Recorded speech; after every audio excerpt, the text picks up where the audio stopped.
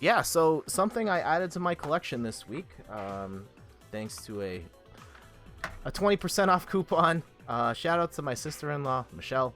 Um, yeah, I got a Sega Genesis Mini, and I love this modern wave of mini consoles. I should actually bust all these out. I have them like on a stack over there. I'd be more concerned if you were not in your PJs. Give me.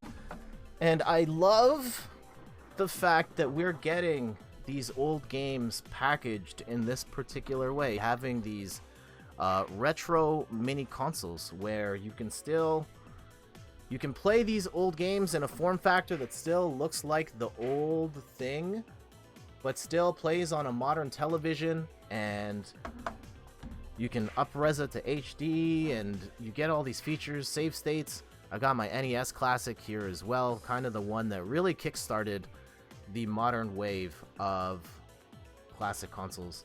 And yeah, we got the SNES Classic here as well. And yeah, I mean, we've been able to emulate games or play them on newer hardware. Like, I can load up Link to the Past right now on the Switch. But there's something to be said about playing it on a box that looks like the original box with the click, like that chunky click when you flip that on, and having that reset slide up like that, and having the SNES controller in your hand, like, really takes me back to when I was growing up and playing these games.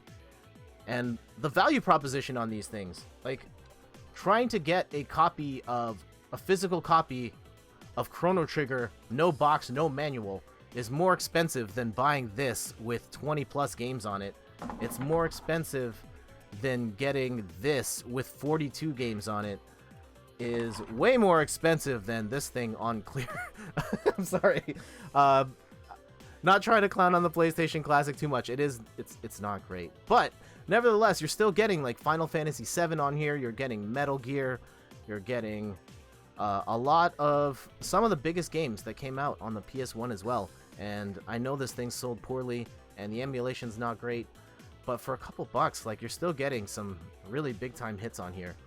And I think being able to, like, go through the history of video games, like, if I have a kid someday, and I hope I do, I'd love to be a dad someday. And I don't know how I would introduce my future children to video games, but for me to be able to say, like, hey, instead of digging up these old consoles and playing hundreds of games, like, I've got these things I can hook up to a modern TV and try out the best stuff right away. I don't know. I think that's cool.